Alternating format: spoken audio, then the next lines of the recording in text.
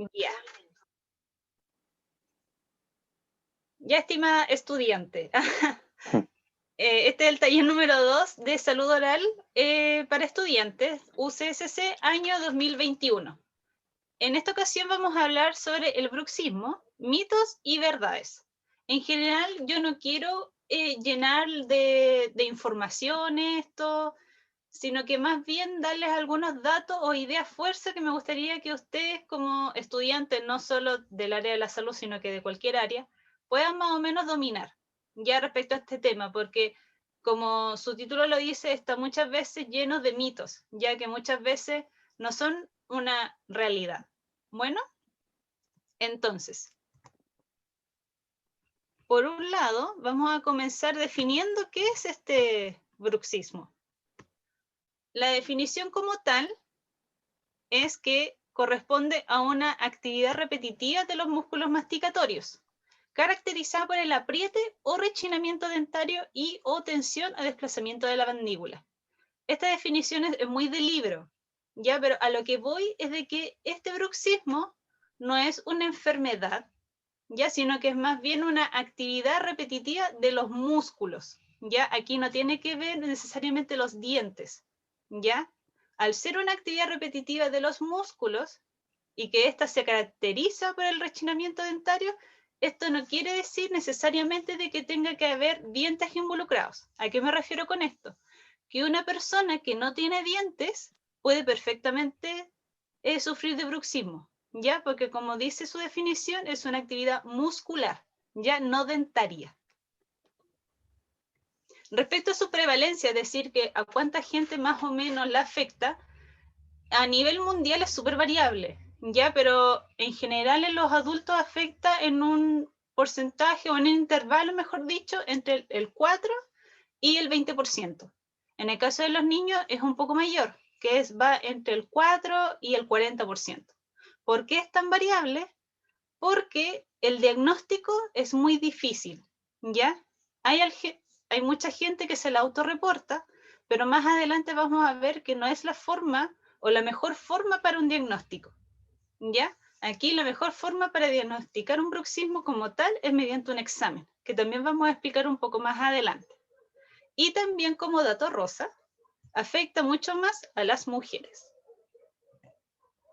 Entonces, acá hay una foto en donde se ven estos músculos masticatorios que son los que están involucrados en este movimiento, que son el temporal, que es este hueso, o sea, perdón, este músculo que tiene forma de abanico y que se ubica a ambos lados del cráneo, el massétero, que tiene esta forma más o menos rectangular que también está a ambos lados de la carita y que involucra tanto el hueso maxilar, que está acá arriba, y es en donde están ubicados los dientes superiores, y la mandíbula, en donde están ubicados los dientes inferiores, ¿ya? Y también este músculo pequeño que está acá, que se llama pterigoideo. Ahora, su clasificación, perdón. La clasificación más actual del bruxismo se divide en dos: el bruxismo de vigilia y el bruxismo del sueño. El bruxismo de vigilia, como su nombre lo indica, es aquel que ocurre mientras la persona está consciente, despierta. Antiguamente se le llamaba bruxismo diurno, ¿ya? Pero eso no es el nombre, el mejor nombre que se le puede dar, ya que más que mal tiene que ver más con el estado de conciencia de la persona, ¿ya? Entonces, por eso se llama bruxismo de vigilia. Mientras que el bruxismo del sueño, anteriormente llamado bruxismo nocturno, se refiere al estado de inconsciencia de la persona, es decir, mientras duerme. Acá no tiene nada que ver el día y la noche, porque obviamente uno puede dormir perfectamente durante el día, o mientras hay sol natural. Entonces, por eso tiene esta clasificación. Respecto al bruxismo de vigilia, no hay muchos estudios, porque en general es muy difícil medir este tipo de trastorno, porque la persona está despierta. No así en el bruxismo del sueño, en donde puede conectarse a un examen, que es el que decía anteriormente, y ahí es mucho más fácil medirlo. Ya por eso hay mucha más evidencia científica respecto al bruxismo del sueño, más que el bruxismo de vigilia. ¿Ya? Y aquí están las típicas fotos, como para explicar un poco esto del bruxismo de la vigilia, que es mientras uno puede estar haciendo cualquier actividad estresante, por ejemplo, estudiar, estar en una prueba. Incluso la gente a veces cuando está haciendo alguna actividad física en donde requiere mucha concentración, por ejemplo, levantar una pesa muy fuerte o cosas así, ahí puede que ocurran estos movimientos masticatorios. Y en cambio en el bruxismo del sueño, en donde hay mayor evidencia, es en donde yo me voy a enfocar un poco más. Obviamente vamos a hablar también del bruxismo de vigilia. Ya, pero el bruxismo del sueño, como tiene mayor evidencia, entonces puedo entregarle mucho más datos. Y también es del que la mayoría se queja también, del bruxismo del sueño. Ahora, quiero levantar un poquito esto. ¿Cómo puedo esconder esta barra de arriba, Nico? ¿Sabes? No sé. No sé la verdad.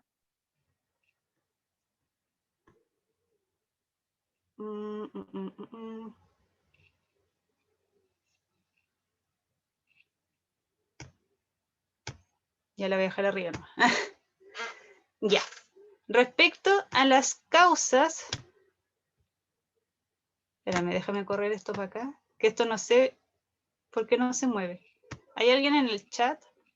Ah, no, ahí está. Era la Natalia. Ya. Como decía, el bruxismo del sueño en general tiene una etiología multifactorial. ¿Qué quiere decir esto? De que tiene muchas causas probables. Ya no hay solo una. Entre ellas está el microdespertar, que se define más que nada como cuando uno pasa del sueño profundo al sueño ligero. Eso es. Después está la predisposición genética, que en verdad no hay mucha evidencia respecto a esto, pero se dice de que existiría quizás, tal vez, algunos factores genéticos que hacen de que, por ejemplo, si yo tengo bruxismo y tengo algún familiar que también lo produzca, es entonces por eso que se cree que puede haber alguna predisposición genética. Ya ha sido más que nada por los estudios que se han realizado en donde aproximadamente un 20, un 50% de las personas con autorreporte de bruxismo también dicen que tienen un familiar directo que también sufre del trastorno. Y por eso se dice que también podría haber alguna predisposición genética entre medio. Pero en verdad no hay evidencia suficiente como para poder concluir eso. También están los factores psicológicos, ¿ya? Actualmente la evidencia duda un poco de esto, pero según lo que yo he observado también en la clínica, es decir, en mi trabajo en sí, podría decir de que sí hay una relación entre los factores psicológicos y el bruxismo, es decir, de que si hay personas que estén pasando por trastornos psicológicos como estrés, ansiedad, depresión, tienden o tienen mayores factores de riesgo de sufrir bruxismo, ¿ya? Ahora, también están los factores externos, en donde el consumo de algunos alimentos, drogas y algunos fármacos también pueden influenciar en que las personas tengan mayores episodios de bruxismo y también algunas enfermedades, como puede ser el reflujo gastroesofágico y la apnea e hipoapnea del sueño. ¿Ya? Ahora a continuación vamos a poder desarrollar un poquito más cada uno de ellos.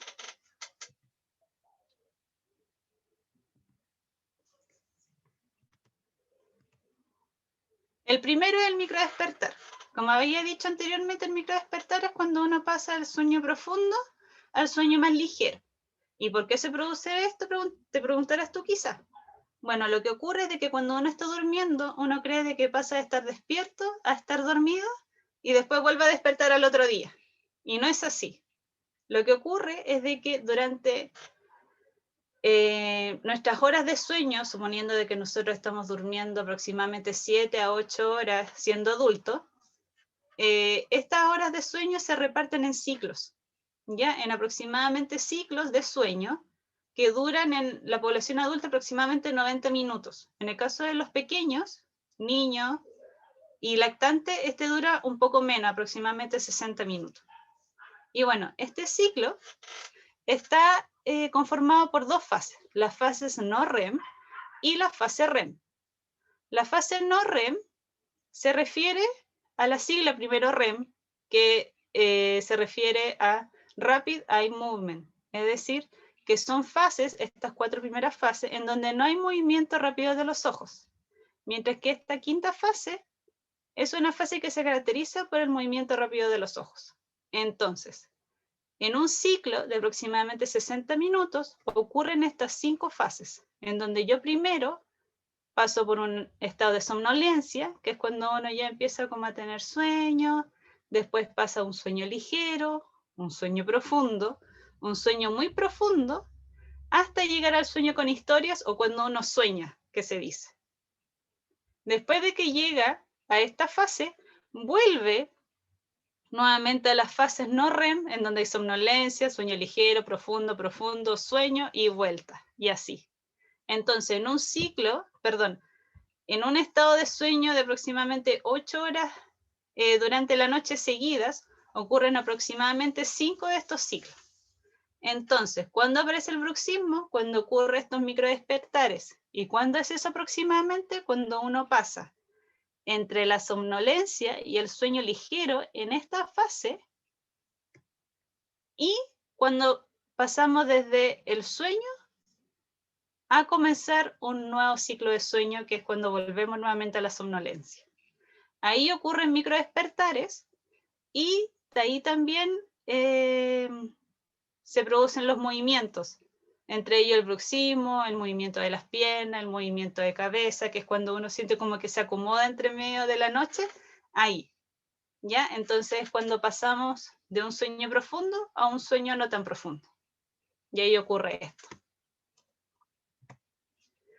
Ahora, los factores externos en general que pueden producir bruxismo están el consumo de alcohol, el consumo de chocolate y cafeína en horas muy cercanas al sueño, y por supuesto el consumo de drogas estimulantes, como pueden ser la cocaína, anfetaminas, heroína, etc. Ya por eso es recomendable, para tener una buena calidad de sueño, el no consumir, bueno, por supuesto las drogas bajo ningún motivo, y alcohol, chocolate, té, café, en general, en horarios muy cerca del sueño, ¿ya? Porque son sustancias estimulantes. Entonces, si uno quiere pasar a una etapa de sueño, la idea es no consumir estos alimentos que más que nada nos van a hacer el estar más despiertos, ¿ya? Ahora, esto es algo súper interesante y yo creo que la mayoría no lo conoce, que es la influencia que tienen algunos fármacos en el bruxismo. En general, durante la época de adultez emergente, que es en donde están ustedes, ya que es como entre los 18 y los 30 años, ¿ya? Que en la psicología se le dice así, como una adultez emergente, como que voy a ser adultez, adulto.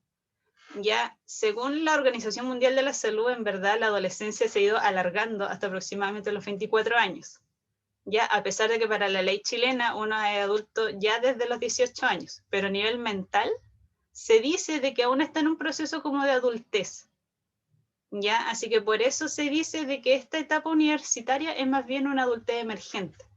Y lamentablemente dentro de esta adultez emergente ocurren muchos trastornos psicológicos, ¿ya? Y psiquiátricos, que muchas veces son arrastrados desde la etapa escolar, es decir, desde la media. Algunas situaciones que no fueron tratadas o que no fueron solucionadas en esa época finalmente llegan a la universidad y se instalan o incluso se agravan. Ya pues eso es súper común que durante la época universitaria muchos estudiantes estén en tratamiento psicológico o psiquiátrico con medicamentos, ¿ya? Y muchos de ellos influyen en que puedan tener bruxismo del sueño. Entre ellos están los fármacos destinados a aumentar los niveles de serotonina, es decir, aquellos fármacos que ayudan en el tratamiento de enfermedades como la depresión o la ansiedad. Entre ellos están el escitalopram o el Lexapro. Todos los nombres que están entre paréntesis son los nombres comerciales de esta sustancia. Ya está el Lexapro, la paroxetina, o mejor conocido como Paxil o Pexeva, la sertralina, conocida como Zoloft, y la fluoxetina. De la fluoxetina hay mucho más nombre y es mucho más común, por eso puse tantos. Ya en caso de que ustedes puedan identificar alguno, ¿ya? Después tenemos algunos fármacos inhibidores de la recaptación de serotonina y noradrenalina, en donde tenemos la venlafaxina, en donde los nombres comerciales más comunes es el Venlax y el Ectien. Y finalmente tenemos los inhibidores de la recaptación de dopamina y noradrenalina, en donde el más común es el metilfenidato, o mejor conocido como el famoso Aradix o Ritalin, que es un medicamento que se usa comúnmente para el tratamiento de la hiperactividad, ya sobre todo en los más pequeños. Entonces, en conclusión, lo que quiero decir con esto es de que si alguno de ustedes o algún familiar está en tratamiento con alguno de estos medicamentos y Brux en la noche, no es normal, pero me refiero a que es muy esperable, ¿ya? Porque el mecanismo de acción de estos medicamentos hacen de que las personas bruxen en la noche, ¿ya? Obviamente para dejar de bruxar yo no les puedo quitar el medicamento y ustedes tampoco pueden dejar de tomarlo, ¿ya? Pero el bruxar en la noche, si están en tratamiento con estos medicamentos, entonces es una actividad totalmente esperable. Ahora, voy a tomar un poquito de agüita.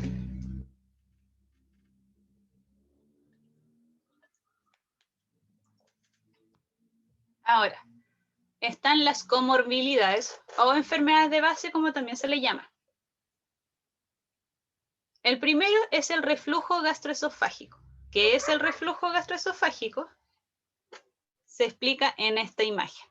Lo que ocurre es que nosotros cuando comemos, el alimento pasa de nuestra boca al esófago y llega a nuestro estómago. Y para que el contenido de nuestro estómago no se devuelva nuevamente hacia arriba y llegue hasta nuestra boca, es que existe aquí un esfínter, ¿ya? Que hace de que todo este contenido, como decía, no se devuelva y se cierra. El problema de que sobre todo en la noche, ahí se me perdió la flecha, ahí sí. Durante la noche, cuando comemos alimentos muy pesados, café, té, chocolate, pizza, cosas picantes o cosas muy dulces y pesadas, hace de que este esfínter se abra y por ende el contenido de nuestro estómago se devuelva hacia arriba, ¿ya? Y eso produce reflujo gastroesofágico. Entonces, ¿qué tiene que ver el bruxismo aquí? Lo que ocurre es de que esta devolución del alimento produce microdespertares, ya que es lo que dije al principio. Entonces, se produce este microdespertar y entonces se activan los movimientos corporales, porque pasé de un sueño profundo a uno más ligero, y se produce este rechinamiento dentario. Entonces, en este caso, el rechinamiento dentario o bruxismo me está avisando, me está advirtiendo que puede que algo malo esté pasando conmigo. Ahora, ¿cómo yo sé que sufro de reflujo gastroesofágico? Principalmente porque yo despierto con un sabor como medio raro en la boca, con mal sabor en la boca, ¿ya? Y además siento o sufro mucho de acidez en general, ¿ya? Esto se agrava el reflujo gastroesofágico, en la noche por la posición en la que dormimos, en forma horizontal, ¿ya? El dormir en forma horizontal, eso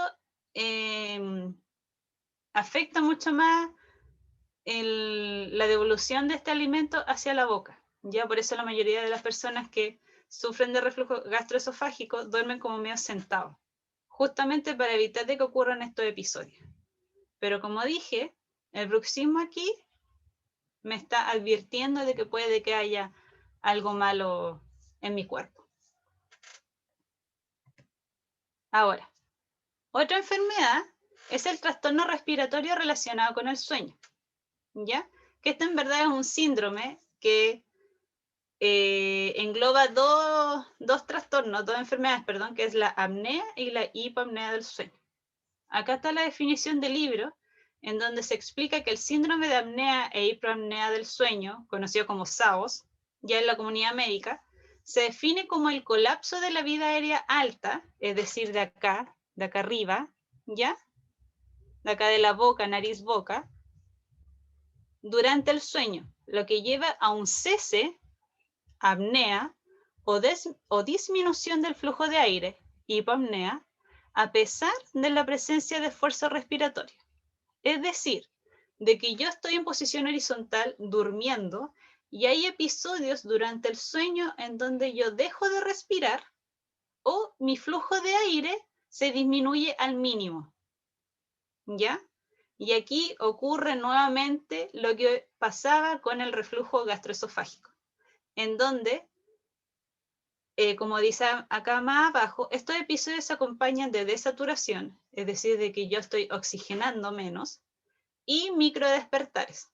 Entonces, yo estoy ahí en posición horizontal, durmiendo, mi flujo respiratorio disminuye o simplemente dejo de respirar, y entonces el cuerpo, de manera de hacer así como de avisarme así como, oye, respira, se produce un microdespertar y bruxo.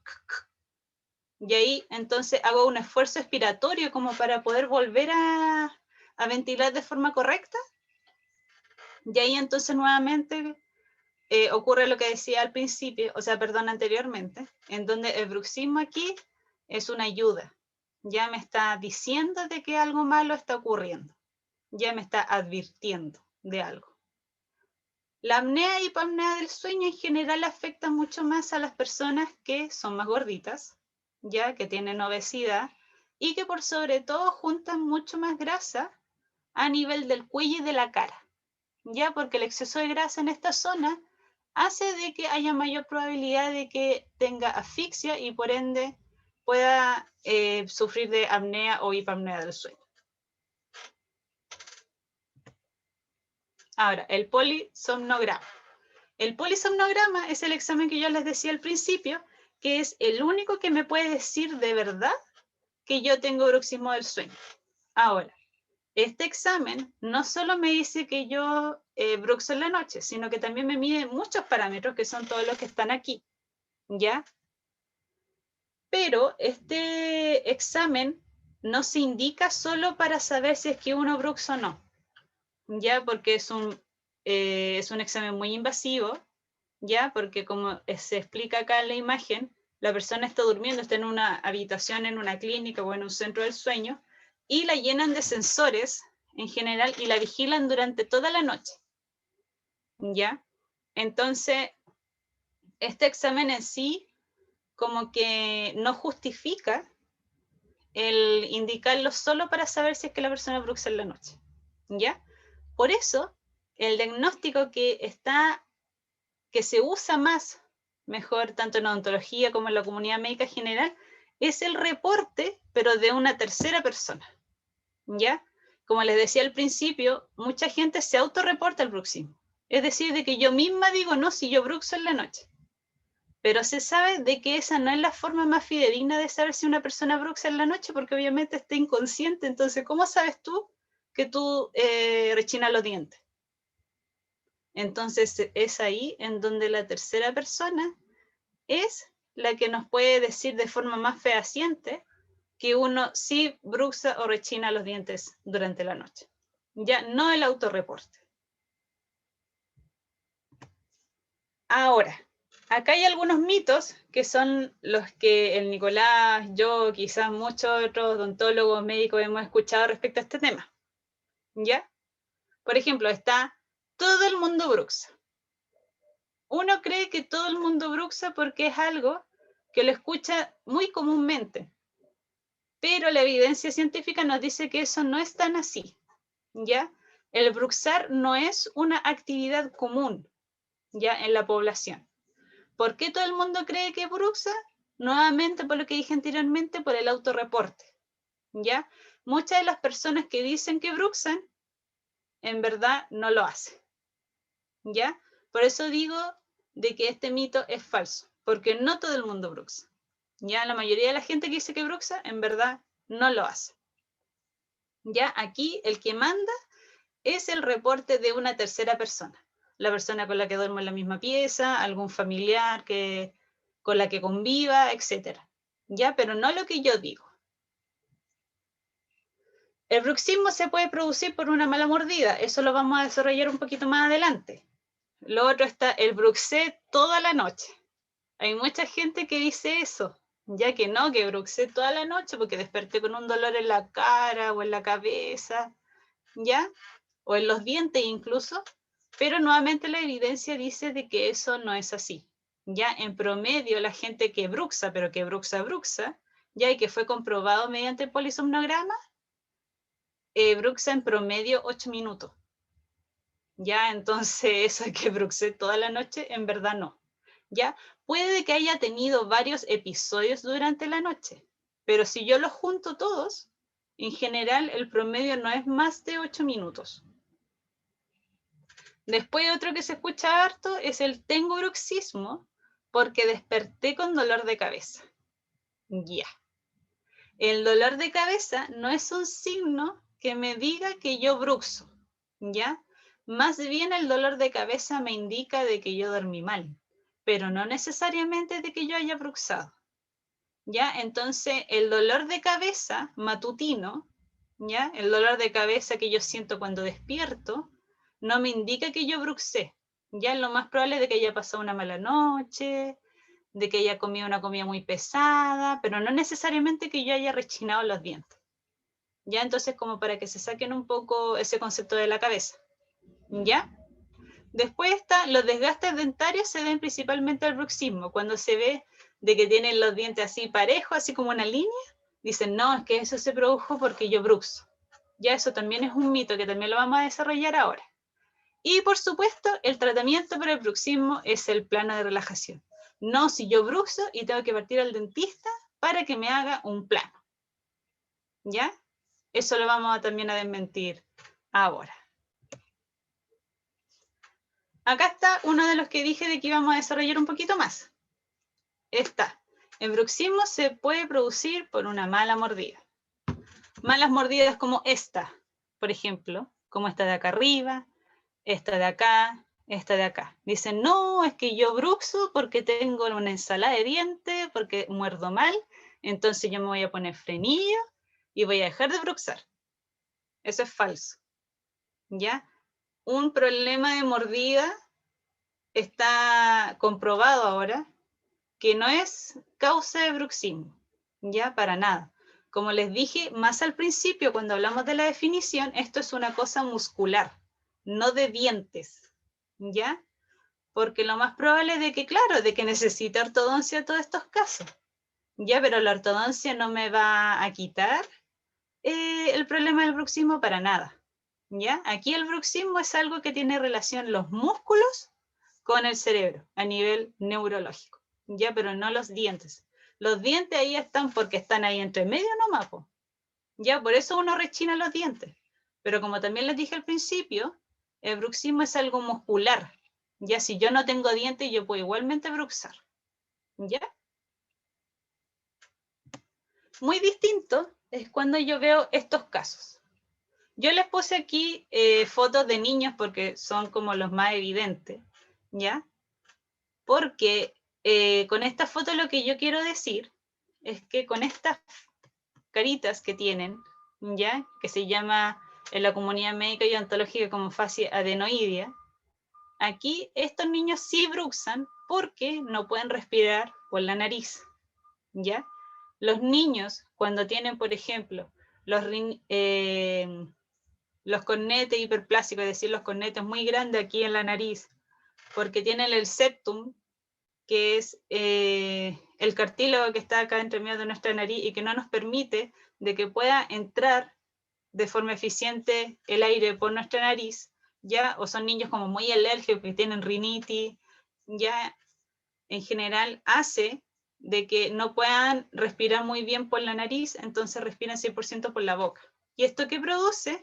De que no se desarrolle bien todo lo que es la musculatura y la forma de la cara. Y por eso tienen esta cara que se caracteriza por ser una cara alargada y como que siempre andan con la boquita abierta. Porque obviamente si la cierran se ahogan. ¿Ya? Entonces por eso les digo de que si ven a niños con estas características y bruxan, ahí lo más probable es de que, claro, de que la razón por la cual no bruxan es porque no ventilan bien. Entonces, como no ventilan bien, se producen estos microdespertares y rechinan los dientes. ¿ya? Aquí es una cuestión de respiración, no una cuestión de diente. El otro es que los desgastes dentarios se deben principalmente al bruxismo. Ya, esto es muy típico. Dicen, no, es que este caballero que está acá, que tiene todos los dientes así parejos, como línea, ¿ya? Se producen porque tiene bruxismo. Bueno, yo les cuento de que para que sea por bruxismo un desgaste dentario, esto debería ser una línea plana, como una regla, ¿ya? Pero si nosotros vemos estas imágenes, no son planas. Acá no es plano, esto no es plano, ven que es como una C, esto no es plano, no es plano, esto menos, ¿ya? Que hay mucha gente que tiene estas muelitas así como con forma de taza, ¿ya? Como una cucharita, y dicen, no, es que yo tengo los dientes así porque yo bruxo, ¿ya? Bueno, yo les digo de que para que una persona tenga los dientes así, eso no es porque rechina los dientes, sino más bien porque tiene una dieta alta en ácidos, ¿ya? Alta en ácidos como consumo alto de limón, de bebidas cola, de bebida energizante, que muchos estudiantes las ocupan, ya para estar más despiertos, pero bueno, les digo de que esto tiene mucho ácido, ya, entonces una dieta alta en ácidos en general produce estos desgastes, ya. Entonces, si una persona bruxa de verdad y además tiene esta dieta, entonces ahí puede tener estas tasas que están acá, estos desgastes que están acá. Pero el solo bruxismo no produce desgaste dentario, ya de por sí.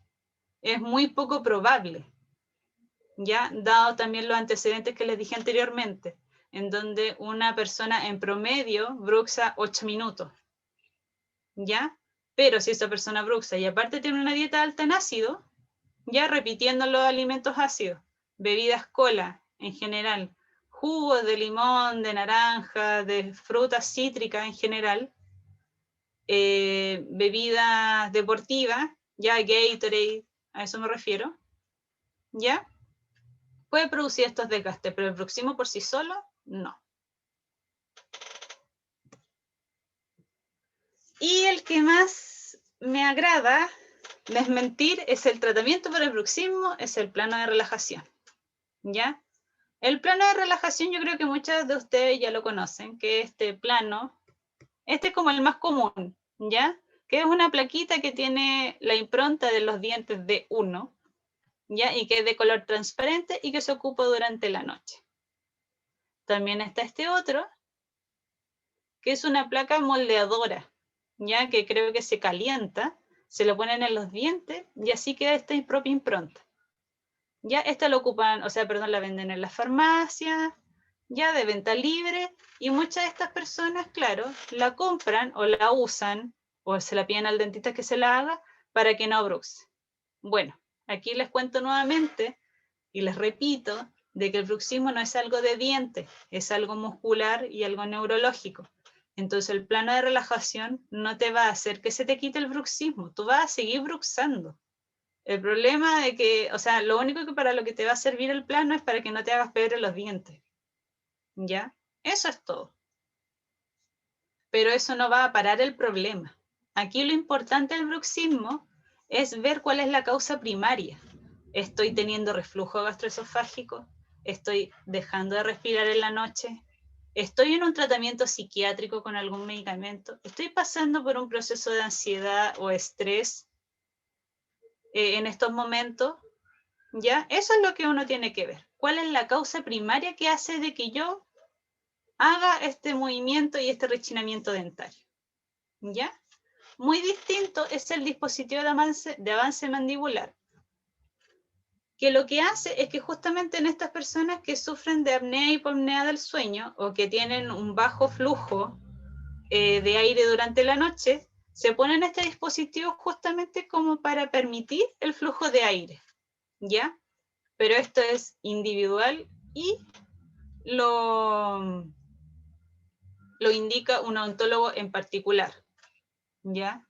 No es algo que sea como para cualquier caso. Por eso es que yo llamo a que si ustedes creen de que bruxan, lo primero que tienen que hacer es preguntarle a otra persona, así como, oye, yo creo que bruxo. ¿Tú me has escuchado en la noche que yo rechino los dientes? Sí. Ah, ya. Entonces, a partir de ahí, yo puedo tener una primera sospecha de que sí, yo bruxo. Entonces, yo, a partir de eso, puedo empezar a pensar de que ¿por qué estoy bruxando?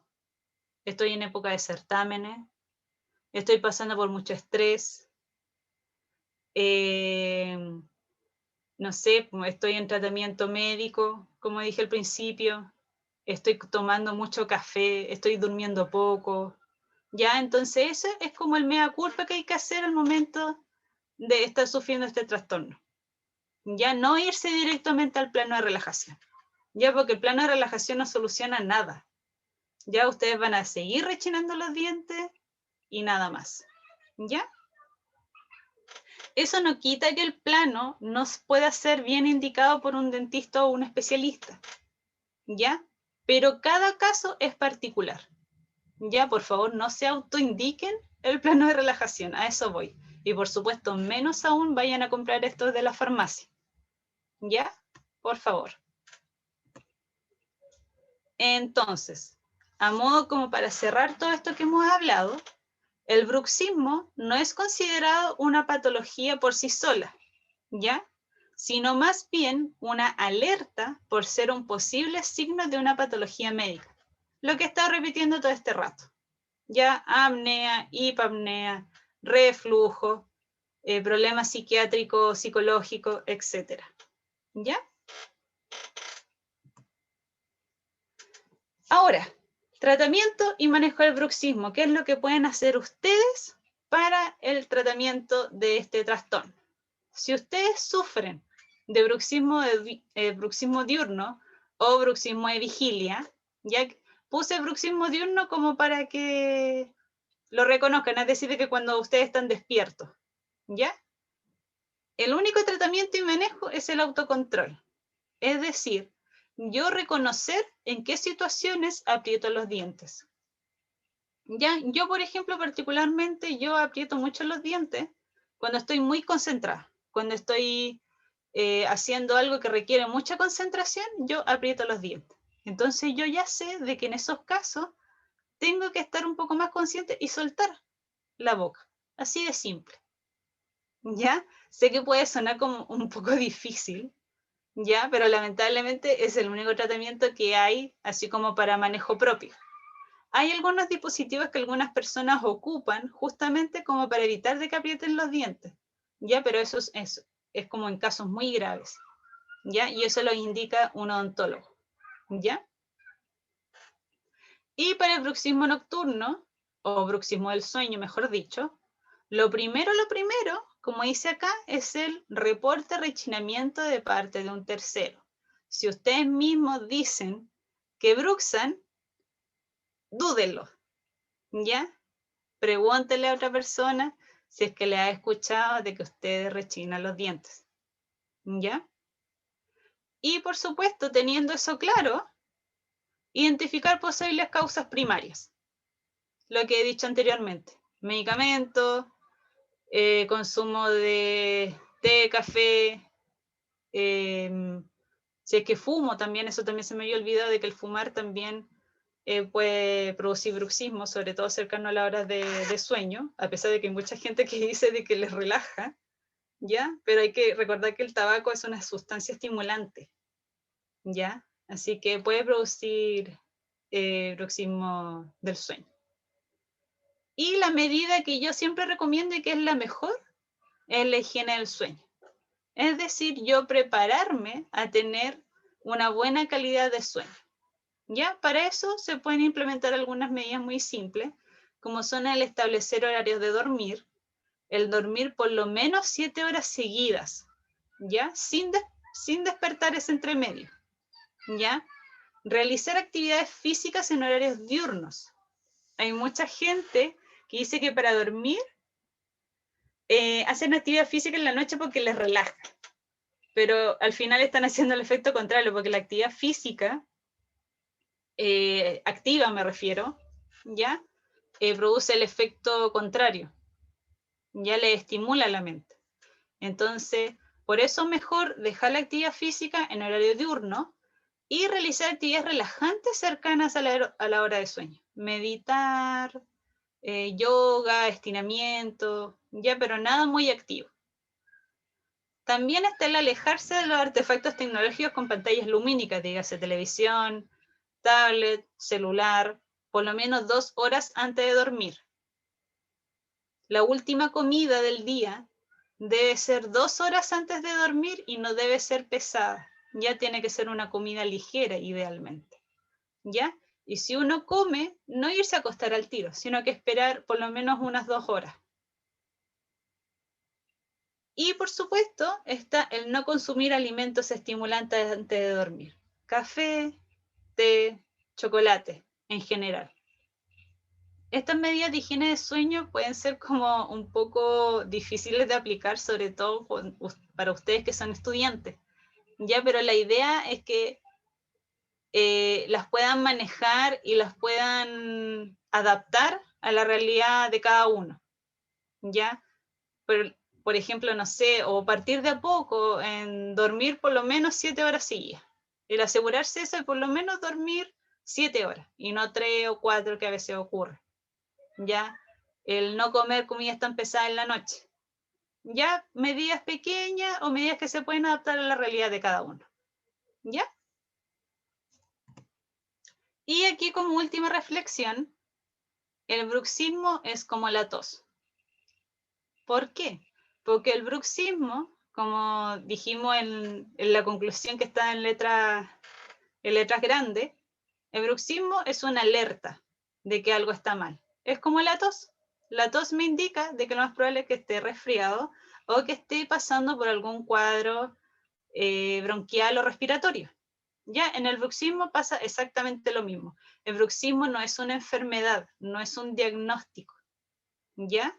Es un trastorno que me advierte que lo más probable es que esté ocurriendo algo malo en mí. Ya es una advertencia o una alerta. ¿Ya? Como última reflexión. Y ahí